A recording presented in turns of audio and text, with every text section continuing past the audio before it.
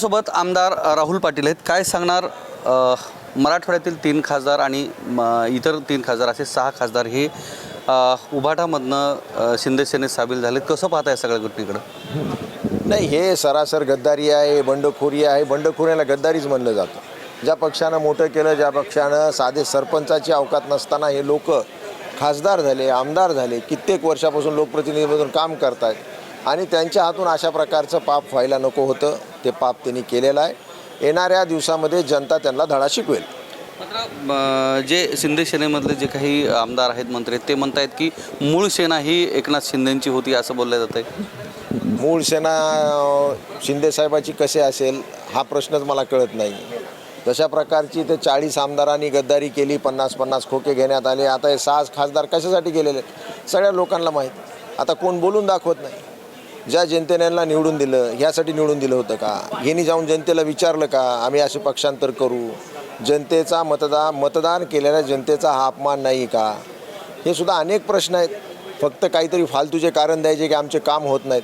अरे तुम्हाला खासदार केलं ना, आता तुम्ही लोकांचे कामं करायचे का? तुमचेच कामं होत नाहीत म्हणून तुम्ही रडगाणे पाहता म्हणजे ह्याचा अर्थ तुम्ही सक्षम नाहीत.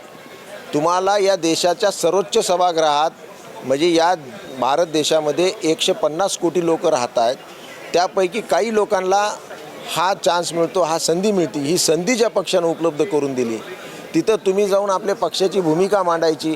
आपण तिथं जाऊन भांडायचं का आपणच रडत बसायचं? हे मला काय यांच्या कोणतीच गोष्टी मला याला मान्य नाहीत. हे सरासर गद्दारी आहे. पाठीत खंजीर खुपसण्याचं काम आहे आणि जनताच यांना धडा शिकवल्याशिवाय राहणार नाही. निधी मिळत नसल्यामुळे पक्ष सोडावा लागला असे वक्तव्य जे आहे ते खासदारांच्या समोर येताना पाहायला मिळतात. मतदारसंघाचा विकास करण्यासंदर्भात निधीच उपलब्ध होत नसेल तर राहायचं कसं असंही बोललं जातं. मतदारसंघाचा विकास करण्यासाठी निधी पाहिजे का यांना स्वतःला निधी पाहिजे हे महत्त्वाचा प्रश्न आहे. मतदारसंघाचा विकास करायचा असेल तर विरोधात राहून सुद्धा विकास करता येतो. असं काही नाही की फक्त सत्ताधारीलाच विकास करण्याच्या संदर्भामध्ये प्राधान्य दिलं. तुम्ही जर तशा प्रकारे प्रश्न उपस्थित केले, तुम्ही जर तुमचे सगळे मुद्दे प्रभावीपणे मांडले तर निश्चित तुमच्या मतदारसंघाचा सुद्धा विकास होऊ शकतो. आणि विकास करायचा म्हणजे स्वतःला विकायचं का? आता मी माझ्या स्वतःला विकून टाकू का माझा विकास करायचा म्हणून माझ्या मतदारसंघाचा? हे सरासर विकण्याच्या गोष्टी आहेत. यामध्ये काही तथ्य नाही. कुठंतरी आपण केलेले पाप लपवण्याच्या संदर्भामध्ये ह्या सगळ्या गोष्टी होत आहेत. आम्ही 18 तारखेपर्यंत वाट पाहिली, मात्र ज्या पद्धतीची टीका झाली त्यानंतर इथं राहणं उचित नाही असं स्वतः खासदार आष्टीकर म्हणताना पाहायला मिळतात. कारण टोकाची टीका होणं अपेक्षित नव्हतं असंही म्हणतात ते. नाही, तुम्ही पक्ष सोडून जाता, तुम्ही पक्षाबरोबर गद्दारी करता ते ठीक आहे. आणि आम्ही तुमच्या विरोधात काही बोलायचं नाही का? मग तुम्ही सरळ मातोश्रीवर यायला पाहिजे होतं की आम्ही जाणार नाहीत, आमची काही चूक नाही. ज्यांनी आमच्यावर अशी टीका केलेली आहे त्यांच्यावर कारवाई करा. उद्धव साहेबांनी त्यांच्यावर सुद्धा कारवाई केली असते. पण तुमच्या मनामध्ये कुठंतरी चोर आहे, तुमच्या मनामध्ये कुठंतरी पाप आहे, तुम्ही कुठंतरी चोरी केलेली आहे म्हणून ती चोरी झाकण्याच्या संदर्भामध्ये अशा प्रकारचे वक्तव्य करतायत. हे चुकीचे वक्तव्य आहेत. त्यांच्या मनामध्ये पाप आलं होतं आणि ते सिद्ध झाले आणि त्यामुळे ते इथून चोरून लपून पळून गेलेले आहेत. बरं, ज्या पद्धतीनं म्हणजे खासदारांच्या फुटीचा जो विषय अगोदरच चर्चेला जात होता, मात्र त्या दरम्यान खासदार आष्टीकरांच्या मुलाला ही उमेदवारी देण्यात आली महाविकास आघाडीकडून. एवढी कानकून लागत असताना सुद्धा पक्षानं याची खबरदारी का घेतली नाही आणि आज तोच उमेदवार शिवसेनेवर टीका करताना पाहायला मिळतोय. आता ज्यावेळेस आष्टीकर साहेब, खासदार साहेब मातोश्री, मी सुद्धा तिथं हजर होतो, त्यांनी उद्धव साहेबाला विनंती केली की माझ्या मुलाला तुम्ही उमेदवारी द्या. आता स्वतः खासदार आलेले आहेत, त्यांच्या मुलाला उमेदवारी मागतायत म्हणून उद्धव साहेबांनी सुद्धा आपल्या खासदाराचा मुलगा हा सक्षम आहे, आपले खासदार आहेत तिथं आणि त्यांच्या मागं आपण संघटना उभा करू आणि त्यांना निवडून आणू म्हणून अशा प्रकारची त्यांना उमेदवारी देण्यात आली होती. आता त्यांच्या वडिलालाही खासदार केलं, मुलालाही उमेदवारी दिली. आता या पलीकडे अजून उद्धव साहेब काय करतील?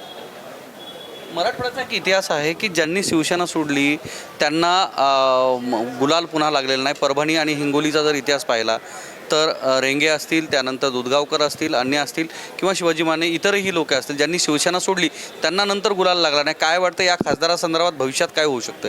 ही history repeats again and again म्हणलं जातं. हाच इतिहास पुढंच परत होणार आहे. संजय राऊतांनी तुडवा म्हणजे ऑपरेशन टायगर नंतर ऑपरेशन तुडवा हाती घ्या असं म्हणलं होतं.